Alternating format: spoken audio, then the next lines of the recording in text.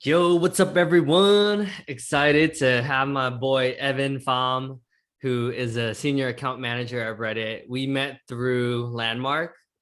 We did I partially did the Introduction Leaders program with him, and we met through a lot of Landmark programs. Which, for those of you who don't know, it's like a self-develop, I call it like personal transformation, one of the most beautiful programs, and anyone who's in that is typically out to make a difference in the world. And yeah, appreciate you being here and having you on the podcast. Thanks for having me on here, Davidson, and really appreciate the invitation. Yeah, man. And I'm super excited for today because there's not a lot of people I know who's as authentic or just as vulnerable as you are, and just really and being open about and being okay with just speaking openly about like more the spiritual and psychedelics and the more exploration side of things. I think people tend to keep that on the DL. But what I appreciate about you is that you're extremely authentic, and you are just 100% yourself, right? You don't try to be someone who you don't think about how others will perceive you, like not in a bad way, but like you're just very authentic. And I appreciate that, like, display of expression, because I think a lot of us filter ourselves depending on which environment we're in. But it seems like for you, you're the same no matter which environment you're in. Thanks, Davidson. I'm glad I land that way, and it comes off as authentic and open, vulnerable, transparent. To be very transparent, I have massive filters and massive monologues going on in my head that, I there's a lot of ambivalence and a lot of back and forth to sort out and figure out like what to say, what to put out there for people. But nonetheless, I'm glad that it has been well received by you. And I mean, a few things go into that. Like, one, it's always a dance, right? Well, one, you don't want to have too big of an open mouth because it's context. Who's the audience? Who's okay with me hearing about that? And so that's one. Just got to be careful to some extent. And two, I think a bigger philosophy of mine is that what you hide controls you, or what you choose to keep under cover controls you.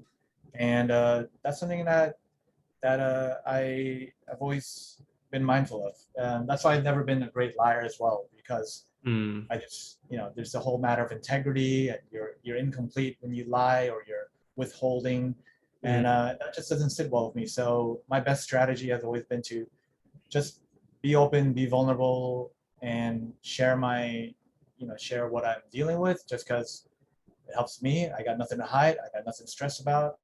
And usually people like it. That's interesting what you said about my version of that is like what you resist persists. Not sure if that's like taken from Landmark, but I feel like all these are kind of all integrating now. So it's like it's common, right? That's for sure. Yeah. And yeah, I think that's what we're very similar. Like, I'm a horrible liar. Like, it eats me. I can't sleep, right? So I appreciate that about you. And it's just interesting how, from your perspective, you think that you still filter things, because that's just not my experience of you, but not in a bad way. Just like I said, in like a real, raw, authentic way, Yeah, thank you. And again, I'm glad it comes across that way. I think it takes a lot of work. Definitely takes work to just, again, dance between those conversations and use tact, right? We don't want to. I don't want to like unload all my emotions on you, because who the hell wants to deal with that? Like, yeah, it's not very kind either sometimes too. Like, hey, Davidson, I'm having a rough day. Like, let's say my girlfriend divorced me, or my dog kicked me out of the house. I don't know, whatever you might call it. And you just unload it there and expect the person to clean it up. Like, it's not. There's timing and tact to it as well. And there have been few instances where I ask, like, hey, do you have enough space and energy for me to vent right now?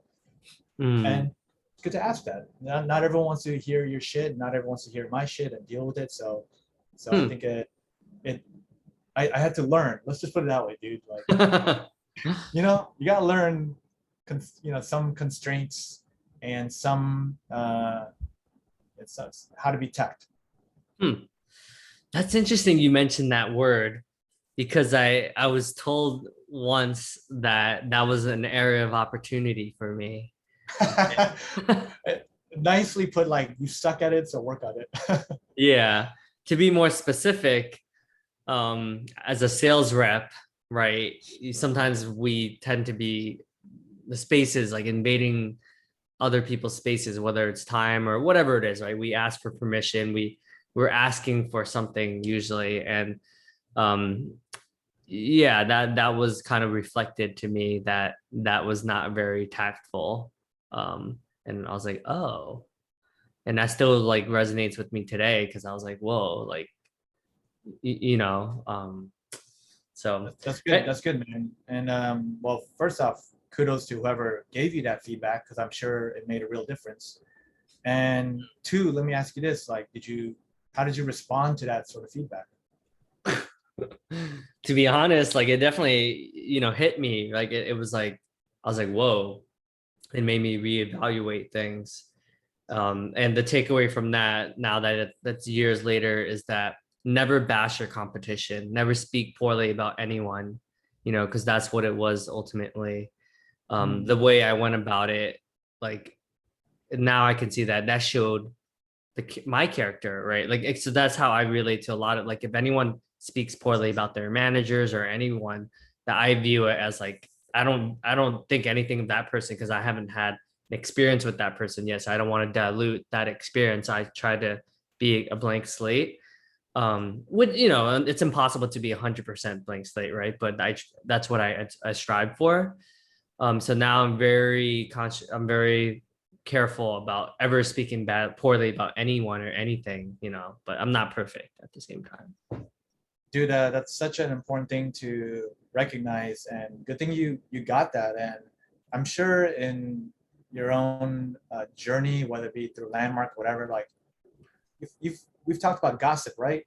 And maybe we could talk about that for a second. But that Mm, is right up the alley of gossip, and mm, it has many facets, and maybe I take it maybe a bit more seriously than others. Maybe not enough. I think maybe I need to take it more seriously. What do I mean by mm, that? Well, I personally don't gossip about people. I seldom do have anything bad to say. If I do share something about someone, usually it's to uplift them in some way or reference mm, something, and I would say like, hey, well, like this is something we talked about, and if mm, I know, and this is coming through tact as well, right? Like I know that they would be fine with me referencing this from them or quoting them, but so that's one thing, right? Like we don't want to talk shit about people because why? Because let me take an example right now. Oh, okay. I'm not gonna say names here, but I was hanging out with someone recently, and she was talking about her family's history, like father and mother dynamics, and you know with her mother, she's got some history, and she shared a lot, and I really appreciate her vulnerability and openness, and I think it helped her heal just to talk about that, and I could tell her like give her some good compliments and remarks about their relationship, and she appreciated it. But I can't help but like, oh shoot, like because she shared that with me, my lens is painted mm, about her mother. The next time I see mm, her, I'm just gonna think like, oh shoot, like she is she like the evil tyrant that mm, my friend has been talking about, and mm, I'm pretty responsible. I'm not gonna like let that affect me, but it's there. My listening for her has changed me even before I even got to meet her. So huh, gossip can be really destructive, mm, and where I can take it more seriously. Okay, so I don't gossip about people typically, mostly. Maybe I talk shit about my friends just because they're my friends, like in a more non-violent way or for fun. But when I'm like, for example, at work, like my human beings like to gossip, and I like to fit in because I'm human. mm, And they might gossip about certain coworkers and each other, and I'm like, I listen in and I join, and I don't take a proactive approach in stopping them from doing that because I don't want to be that guy either. Mm, But it's just maybe that's an area of opportunity for me to develop, like learning, mm, like maybe if you and I were one on one, because I'm comfortable with this, you might be like, hey man, like my cousin is just being a real dick, and like whatever. And I would be like, all right, Davidson, listen, like because we have that language and that training, I could be like, all right, Davidson, I get it, man. It sounds tough. What are you gonna do about it? Let's talk about it. But otherwise, let's not gossip, right? yeah. Huh. We keep each other accountable that way. I love what you said. Yeah. And the area of opportunity. Well, it's interesting, right? Like, should we kind of be like, because I've had this kind of thought too, where like, let's say, like Black Lives Matters, for instance, right? Or Stop Asian Hate, right? I was almost like when people didn't say anything and they didn't take a stand, I would almost make them wrong. Like I'd be like, hey, like if I saw someone get raped or punched in the face, like I would do something, but by doing nothing, that's saying something. But then I realized like how judgmental that sounds and me even saying that. So I don't know. It's hard to know what's really, I guess there's no right or wrong, but I think I'm very strong in my stand, my stance. Yeah. So how do you deal with that, then, Davidson? Like, what's your strategy or approach now when these sensitive topics come up about race, discrimination, these mainstream topics? How do you deal with it now? Like, do you still catch yourself in moments of judgment or process that in a different way, or what? I think if people are curious, they'll reach out and then I'll usually share a story about how it's really has impacted me, like how a microaggression has impacted me personally. Um, but yeah, and now I guess I don't preach as much. It's more like with my close friends who are genuinely curious, I'll kind of share like a perspective. Yeah, that's oh man, I mean, you're preaching to the choir, like referencing that. Like I was one. Am I allowed to say F word? Yeah, sure. Okay, okay, just checking. I was one righteous motherfucker, and we all go through that phase where we think like, this is the way the world should be, and this is how it's the right thing to do, and I always saw myself as on moral high grounds, or even the dumbest things Mm. like what to eat, diet, how to like take care Oh. of yourself, things you should or shouldn't do, and I think as you get older, or as I got older, like kind of like learn to pick your battles, learn to Mm. pick your battles, and also, and there's what do I know, dude? Like Mm. what do I know? I don't really know anything to tell someone to live their lives. Like all my ways of living are best guesses, are Mm. guesses at that, you know.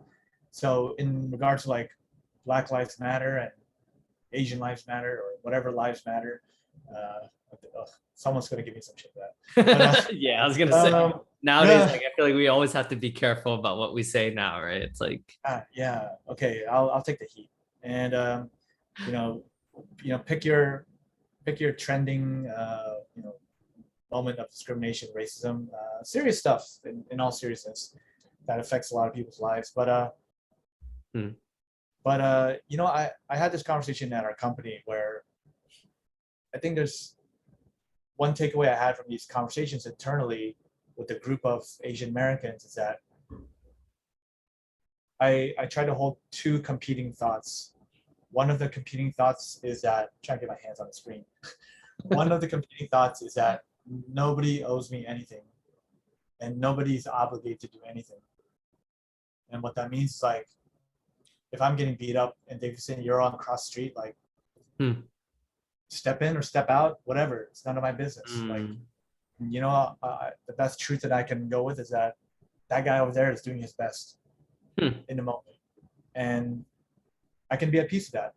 Now, a friend of mine, she said, I disagree with that. I don't think that's the way to go about it. Huh. And it got me thinking, and I realized, and I'm glad she challenged that idea because I realized it's very one-sided.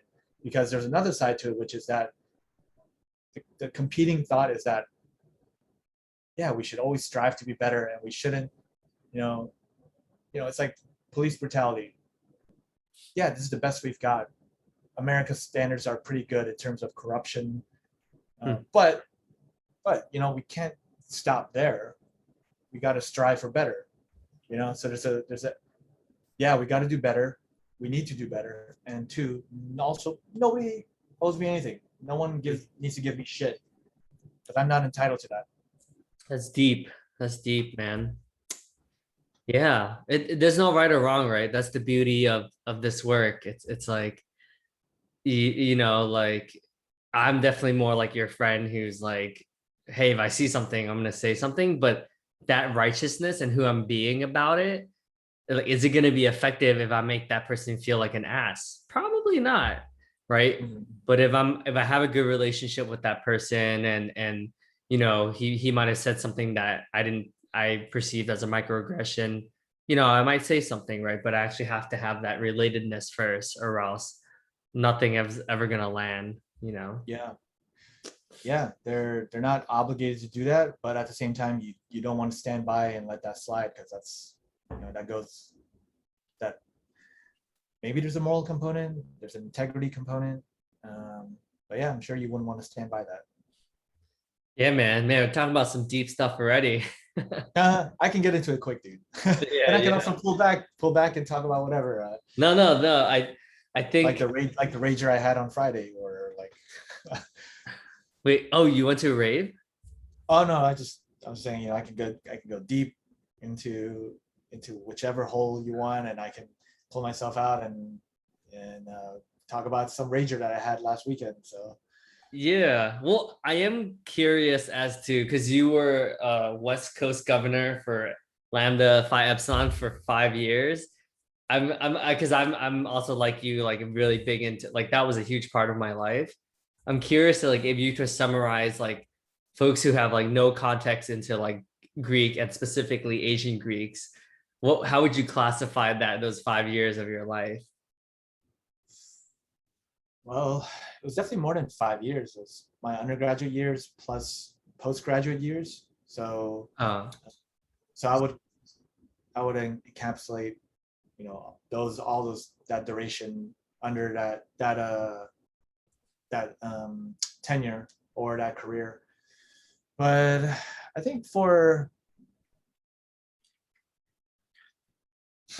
mainstream folks, or just general folks listening to this, I would say it's good leadership training. It's good leadership mm, training, learning how to work with the community and learning to work with several different characters, and it emulates the real world. I learned a lot about mm, business, running organizations, and how to be a good leader, how to be a good manager, how to get, how to literally move mountains. And what these mountains look like are like 30 dumb ass knuckle kids who just, do not see your way of doing things. And, just going back to being self-righteous, right? Like, and, mm, moving mountains like that or herding cats is like trying to get all these people to buy in on a better vision mm, than where our current model is at, which is based on consumption and partying and having fun and all great stuff. But I had a bigger picture of like wanting us to be better leaders, better men, better boyfriends, better husbands, better fathers, and respect. better community members. Yeah, so that's I consider it great training grounds. And not everyone's going to have that same Greek life experience or desire. Some people go there just purely for recreation purposes. That's totally fine too. But Mm, I used it as a vehicle for other things, more productive. What mm. about yours? Yeah, you summarized it so beautifully of what I would classify.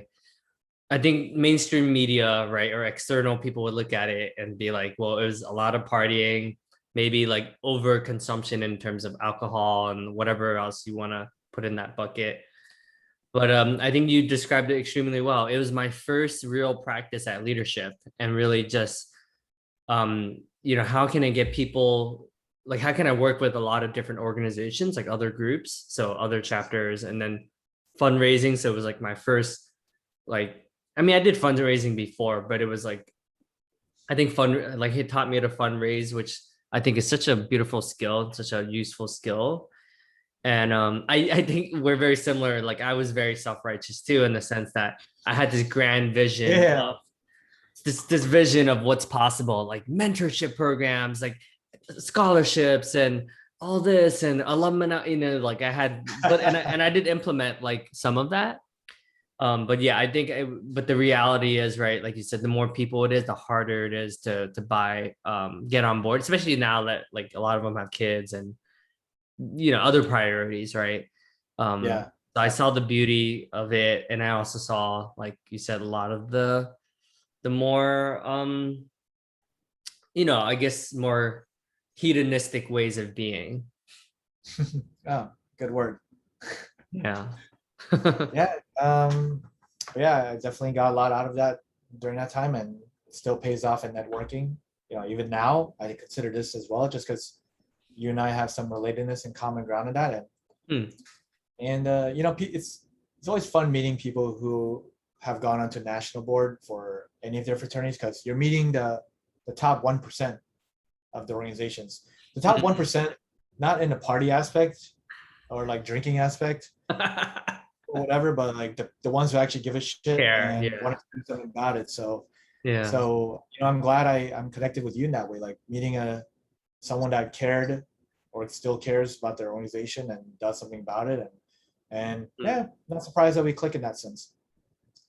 Yeah, it's funny because like I've always felt like really connected to with you, and a part of me died almost like when I left like ILP, the Introduction Leaders Program with Right, Landmark, right. for those who don't know. Because I think that was the thing that connected us, right? So I was kind of like, oh, like I'm embarrassed, like saving face, like I can't even like, I don't know. It's I guess sometimes easy for us to avoid and kind of like not have to deal with it. Um, so Of I think course. like who I'm being about quitting, right? Like is something that I'm like, huh, like what about that was so hard for me to be with? It's Mm. And interesting. are you complete about that now, or is there anything in there Yeah, for I you? think hanging out with you helped, and I think obviously being back on team, like everyone on my team is all from IL, so we have the same conversations every day. So it's kind of like I'm back in that conversation, and but yeah, I guess the takeaway was that I noticed like it was even hard to me to be with you all during graduation because I made it mean that like I failed and you guys didn't. So that was like something to I, be I, responsible for as well. for sure, dude. I would, if I were in your shoes, I would feel exact same way. And Yeah. it's like a very human thing to do. And the best we can do from now is like making sure that you're complete about it and you're not dragging any like ball and chain and punishing Mm. yourself for it, because that's not helpful for you or anyone, right? Yeah. Yeah. Yeah. And in a way, like where I was, like it was what I needed, and just kind of having faith and trust that like I'm smart. The decisions I make are for a reason, and just acceptance, right, at the end of the day, which I feel like we talk about acceptance a lot. Totally, dude. Yep. Yeah. Wow. Well, this is like a weird transition, but yeah, man, I'm really curious about like what made you so curious to like start to get on the spiritual journey. Like, do you think is because like you're trying to heal trauma, or do you think it's just you're just naturally a curious person, so you kind of just like exploring like other aspects of yourself? Both of them. And I love sharing the story, just how I got onto this journey. And it started back in, I was trying to dig for this email, but I think it started roughly back in 2014. I organized a mastermind group of a bunch of actually Lambdas, a bunch of national board guys, people who I really respected. And Mm, we got together and we talked on the phone every 2 weeks or 4 weeks. I don't remember the cadence. mm, And we were talking about, books or whatever you want to bring to the conversation. Like, mm, it's your turn. You could talk about culture, race, a book, a TED talk, whatever. And mm. I actually missed that. I missed that sort of Yeah. format, and I'm proud of myself for taking that initiative 7 years ago. So one of the conversations not sure what it was about, but one of my friends, uh, his name is Charles, and he asked me, Evan, do you love yourself? And it was kind of an odd question, especially, for a fresh grad 21, 22 year old. And I was thinking like to myself, what kind of dumb question is that? Like, yeah, of course I love myself. Like, who the hell doesn't? And he pushed back and he asked once more, inquired once more, and I'm glad he did, Mm, because he asked, no, Evan, do you really love yourself? And I took a good look at myself to see what evidence I could find. And I looked at my life and who I was at the time and what I had to my name and what I had under my belt. And I realized, wow, like, you know what? I don't love myself at all. In fact, mm, I hate myself. I detest myself. I detest, who I am. I thought I was no good, not good enough, mm, and didn't have enough. Had nothing to my name. Had no accomplishments worthy, to validate my existence. mm, Extreme words, but those were extreme thoughts at the time. mm, So that was a real eye opener, and that's where my journey started. You might call that as a mm, awakening of some sort. mm, Why? Because I woke up to reality that, like, wow, Evan, the school you went to, the jobs you've taken on, the relationships you had, the dreams you were chasing, they were all designed for the purpose of of building myself up, um, and they were constructed on fear of not being good enough, not not whatever enough, insert word, not successful enough, not wealthy enough, not tall enough, I don't know, mm, whatever. And yeah, that's where my journey started. From then on, I remember after I read a book called The Power of Now by Eckhart Tolle, and that book transformed my life. Um, I I'd love to go see him this November if possible, because he's an old dude and I don't know how long he'll be around. I would love to see him live. And then I read many books after that, and then I explored the psychedelic realm along with many psychedelic substances, and went to Peru for 2 weeks to work with ayahuasca and ayahuasqueras down there, or people that work with them. And mm. and you know what? It's been a wild, crazy ride since 2014, and I'm happy to report that it seems to me that the work is paying off in a sense where I'm at now. I could say, like, I don't have much more than I have, like, let's say like 2 3 years ago. This is an interesting thing. Like, if I look at myself now compared to myself 2 years ago, I might even say I have less stuff. I have Mm, less money, less stuff, less wealth, but I'm mm, drastically happier, drastically more content, and much more at home with my own self and who I am, and mm, where I am in this world and where I'm going. Like, I'm pretty excited about life, and it took a lot of work to get here. mm. It's beautiful, man. Thanks for sharing and being open. Yeah, I can Yeah. relate on so many levels. I think, yeah, I think I'm similar, like in the sense that I really didn't not love myself. Like, it's sad because everyone else loved me, but it was because I was like I catered to everyone else, right? I would just be I was being a people pleaser. So of course people would love me. I dropped everything I did to help others, right? And there wasn't a lot of, I just didn't know who I was. Like, and then yeah, I think like similar to you, psychedelics like really helped me like look at a lot of, and then I relived some of the trauma, so it helped me process like some traumatic, or what I perceive to be traumatic moments in my life.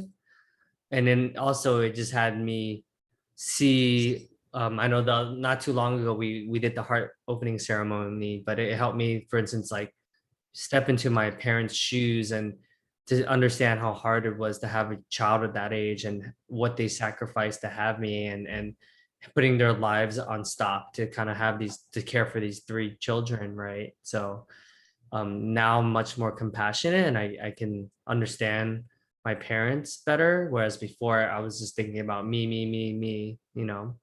Yeah. Um, yeah. Well, what a profound discovery for you. And I'm curious. I shared my pivotal moment in life that skyrocketed my life in the direction of kindness, love, and compassion. Do you recall a particular moment that was your in moment of inflection?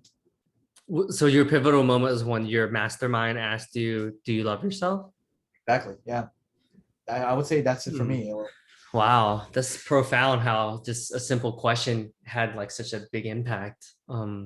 Right? Actually, I never thought of that, and that's why I think it's so important for us to ask people good questions and help them discover it for themselves. Because you know, if someone had interjected and said like, "Dude, Evan, like you clearly don't love yourself," I would have like resisted and be like, "What the fuck mm, you talking about? You mm, don't know what you're talking about. You don't know who I am. You don't know what I've been through. Like you don't know mm, my, look at all my accolades and successes. What do you mm, know?" Anyway, but the fact that a friend was good enough to pose a question and mm. I had the opportunity to look and discover for myself, I owned it. So thank you for pointing it out. That was a question. It was a woke question or something. Yeah, it's So interesting how the power of because most people, when you ask that same question, they would talk about an experience or like, maybe the plant medicine or like more of the actual something drastic, right? But for you, it was like just a question was enough. It didn't have to be that all the extra stuff, you know. Um, yeah, wow, I never thought of it that way. So lucky me. but yeah, Yeah, what about you, Davidson? yeah, that's a good question. I think for me, the most pivotal moment was I I I went through this coaching program prior to Landmark called Accomplishment Coaching. So it wasn't like a defined like it wasn't just one moment, but it was the fact that I was crying um 300 out of the 365 days that had me like really present to like, wow, okay, my life is not where it could be or where I want it to Three be. 300 of your 365 days of it. Yeah, it was a Oh, year long program, so it was like really intense. were you chopping onions in there the whole time, or what?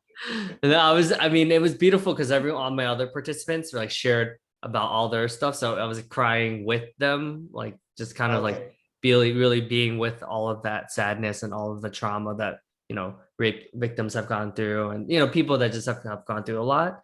So that was part of it. Oh, but actually, dude, oh my God, this is crazy. Now that you mentioned, actually, there was a defining moment, actually. Well, let's Um, hear it. yeah. I think I might have shared this with you, but not everyone else knows. There was a Lambda bro. So for those of you who don't know, Lambda it was I guess our rival fraternity. They're also Asian fraternity. Um, but he took IPEC coaching, so he was completing his coaching program, and he offered a sample session. And I remember taking that first session with him, and it blew open my mind because I realized that like I was like it was that pivotal moment that I was like very depressed. I was overweight. I was not happy at my job. Like I had like a lot of like I wasn't close to family.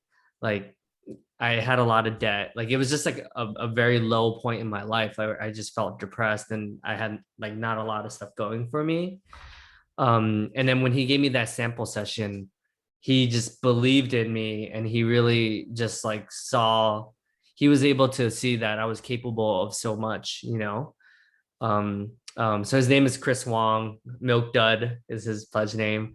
Um, I feel like I know this guy, but go on. yeah, he's a really cool dude. But anyways, like he was just like relating to me as much more powerful than how I related to myself. And then that was when I kind of saw like, whoa, like someone else is listening to me much more powerfully than how I see myself. And that kind of like it's like, oh, maybe there's a disconnect between how I see myself and what's possible compared to like how others like see me.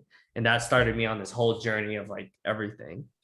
Wow, dude, that's dope, dude. And I mean, that's so such a heartfelt story that you're down and out, not enrolled in your life, not excited by life. You weren't really loving your life either. It sounds like, and this Yeah. person had a bigger listening for you, and that that got you thinking that maybe you're bigger than you think you are. Yeah. Have you ever told him that, or have you kept in touch with him? Yeah, I've told him. Yeah. Yeah. I think yeah, he appreciates it. I tell him all the time. I think it's always like that person that has had that much of a difference, sometimes uncomfortable for them to be with that praise sometimes. So Yeah, for sure. And I'm sure you've gotten it several times in your life too, Davidson, right? Like, I mean, there's been a few times, there's probably more, but I don't give myself enough credit for it. But there's people mm, have come up to me like, Evan, you know what you said to me during that one day at Rush, like that just made the biggest difference for me in helping me decide what to wow. do and all. And I was like, you're welcome. I don't remember. Well, at least you say you welcome. Like that's like better than me. I would just be like, no, no, no, that was all you. Like I had nothing to do with that. Oh, okay, okay. Well, then I guess that's something for you to take a look at. And Yeah. I don't know, it may, but you're not wrong either. Like you maybe help them discover something, and maybe it was all of them, or maybe you're part of it and say, hey, like, you can say you're welcome, share that with someone I, else. I like yours better. You welcome is much, I think much better. But you saw my face too. I'm kind of like, Right, right, right. They're I, still not willing to own it like 100%. Yeah. yeah, yeah, yeah. I mean, I think we're good at that, right? Maybe a bit too much humility and not willing to take responsibility for our power. Uh, Yes. so yeah, man, that's dope. I'm glad you shared that moment, and it's like that moment that unlocked it all, that the moment of inflection that kind of changed the trajectory of our lives. It's always Yeah. fascinating to hear that. And I'm curious because I'm sure this is probably a lot of people that haven't dabbled in this probably ask you all the time, or I don't know if people have asked you, but I mean, I hear ayahuasca can be a literally like it's hard to even describe like that experience, but what do you think if you can put it into like human words, like how do you like how would you describe that amazing trip to Peru? I want to preface first off and say that I think it was Terrence or Dennis McKenna, uh, one of those psychedelic juggernauts. Hmm. But really, like drugs slash medicine. I don't really like to say drugs all the time because it's a terrible connotation of what these actually are. But medicine or plant medicine, they show us what's possible. They show us potential, and you know these aren't silver bullets. They're not designed to Mm. resolve all of our angst and traumas. We still got to put into work, but what it does is gives us a look into what's possible. Like, oh wow, like on ayahuasca, on mushrooms, or on some other entheogen, or mescaline like San Pedro or peyote. Mm. What these medicines, spiritual plants do is that they show us what's possible. Like, oh wow, this is what's life like if I'm joyful, at peace, loving this moment, absolutely present. Uh, and then as soon as it resides, like some of it sticks, some of the insight sticks, but it's up to us to work towards that as well afterwards. Like, oh, okay, that's what it looks like. Now I gotta work back up to it.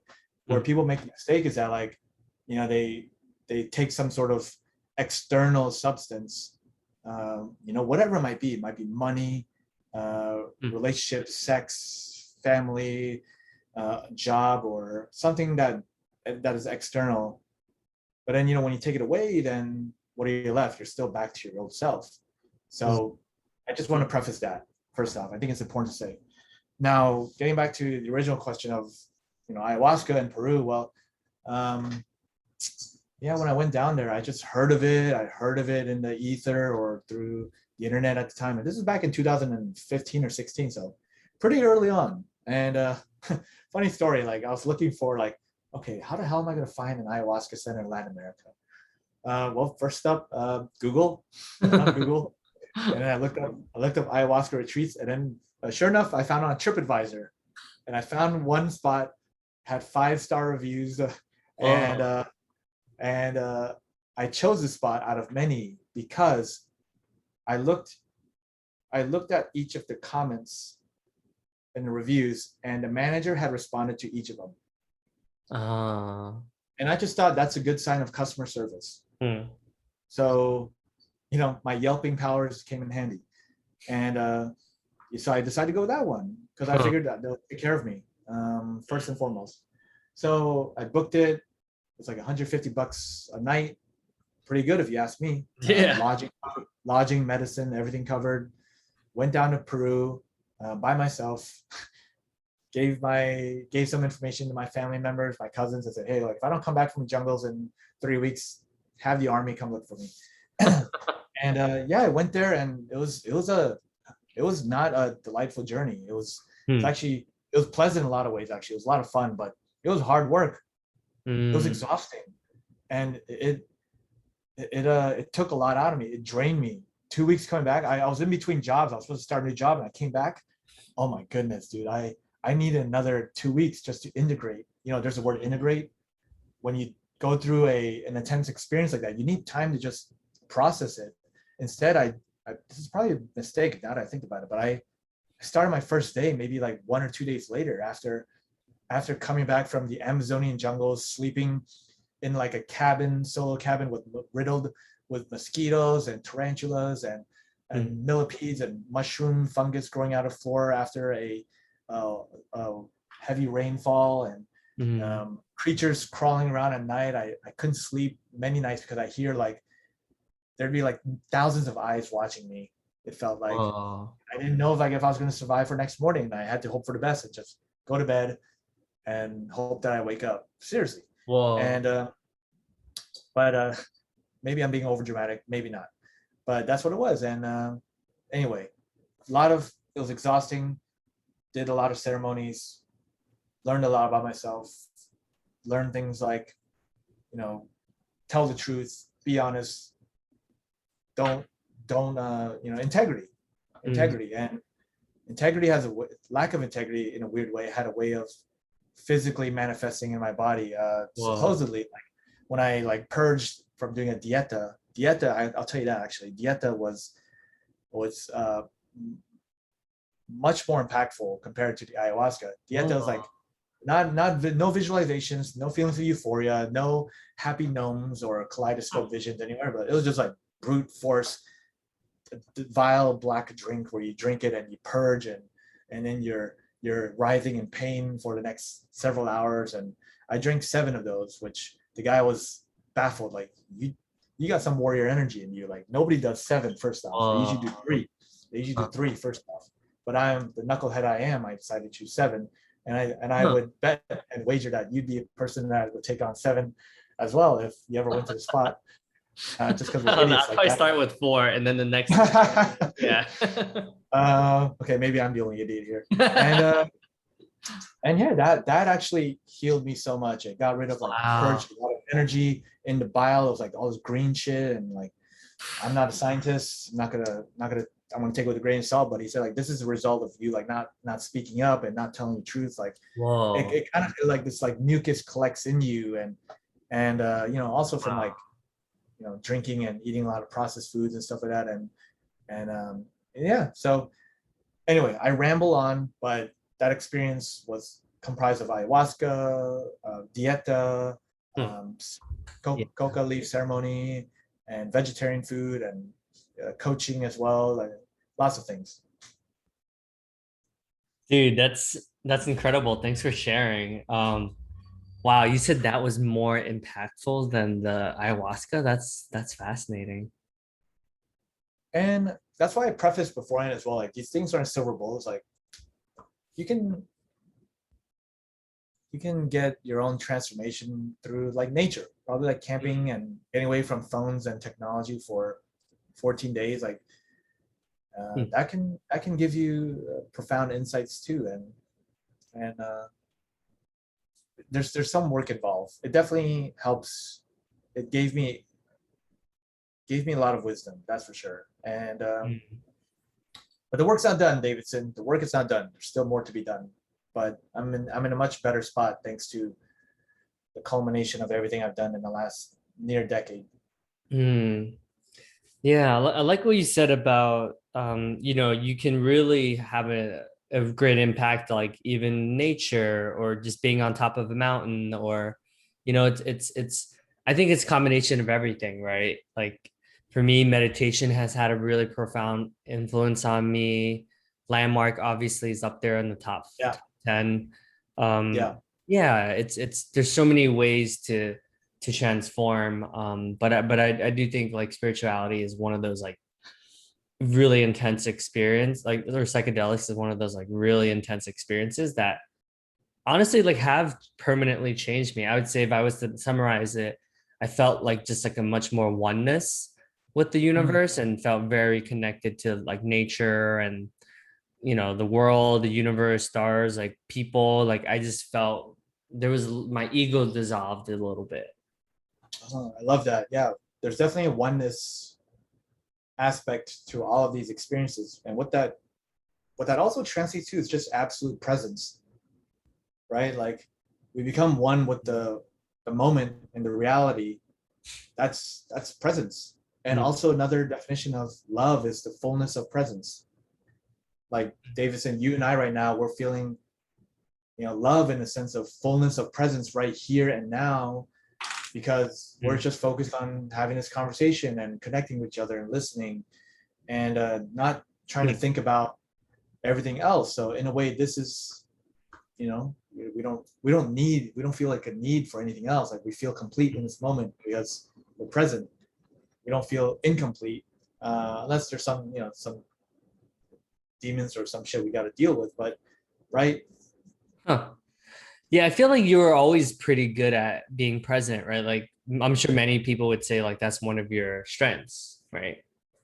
man, I do a good job deceiving people. Really? That's not your experience of yourself? Yeah, again, we talked about this even before the call, right? But I just think you're like that milk dud, having a good listening of me, and like as we learn the Hmm. communication, we create each other in our own listenings, right? And well, Hmm. thank you for mentioning that. And if in my head, of course, me knowing myself and all the crazy chatter and the monologue that goes on in my head, yeah, it doesn't. I don't come up. I work really hard to make sure to be that person for someone else, be calm and reliable and dependable and at Hmm. ease. I want to make sure to bring peace to people, not bring agitation or misery or worry or suffering. So I'm glad it comes across that way, at Hmm. the end of the day. That's fascinating. Yeah. I mean, it's just so obvious for me, but I guess like you said, right, sometimes we listen to others differently than how we listen to ourselves. I I had the same reaction when I took this test, and then my number three like biggest strength that according to the test that I took, so it was me like, but essentially the test said unconditionality, which is essentially just an unconditional love is my one of my biggest strengths. And I was like mind blown. I was like, how is that even on there? Like that's totally not how I listen to myself, Oh, right? interesting. So I was Yeah. just like, I was just jaw drop, like I was just like, what the fuck? And I kind of sensed that same reaction from you when I said that. I was like, wow, like that's so crazy, you know?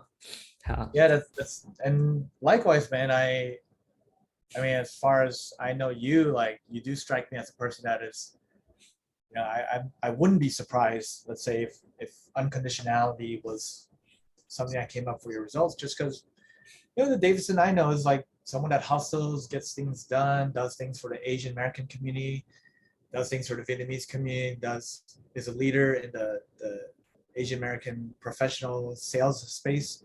So yeah, dude. I mean, when I think of Davidson, my understanding is that like, wow, this guy's a powerhouse, and it seems like he really cares and loves community and being there for people. So, but for you to think otherwise, then that would be surprising. hmm. Yeah, man. Well, I feel like we could do, I mean, I definitely want to do part two because there's so many more experiences I'm curious about in terms of, but I know, you have the class coming up. But yeah, Yep. let's Yep. do a part two. Let's do one with Josh Tan. I think that'd be dope. Oh, oh man, we'll see where that goes. That will be a real, what's the word? Royal Rumble. Rumble, a real hoot. Yeah, yeah. But yeah, dude, hey, bring on whoever, man. I know you have good taste in people you connect with, so I'm sure it'll work out great. Yeah, I think the reason, so and thanks for creating this, because I wrote this down in a notebook like a year and a half ago, like right when the pandemic started, so around a year and 4 months ago. But I was like, one of my visions is to dispel the psychedelics as a negative, like the way it's portrayed in media and as society is very negative, and I wanted to be the person that will completely flip that on its head. So this is one step closer towards fulfilling on that vision. So thank you for Great. I'm glad to be your guinea pig in this, and I'll be the first one to take the bullet in moving this movement forward, so that everyone can have access to it, and then we lessen the stigma of it, and you yes. know more Asian Americans or people in general seek this stuff out and start on their own journey, whether it be through a question or a good friend that is coaching us. Yeah, and I hope that everyone does. I hope they do cross paths with it Hmm. at some point. Yeah, and reach out to either one of us if you want to ask more, if you're curious about more of these experiences. And it sounds like we'll have many more. So I'm looking forward to that. All right, Well, brother. I appreciate you. Love you, man. And have a good day. Have a good night. thank you, Davidson. I love you too, and thank you for this. All right.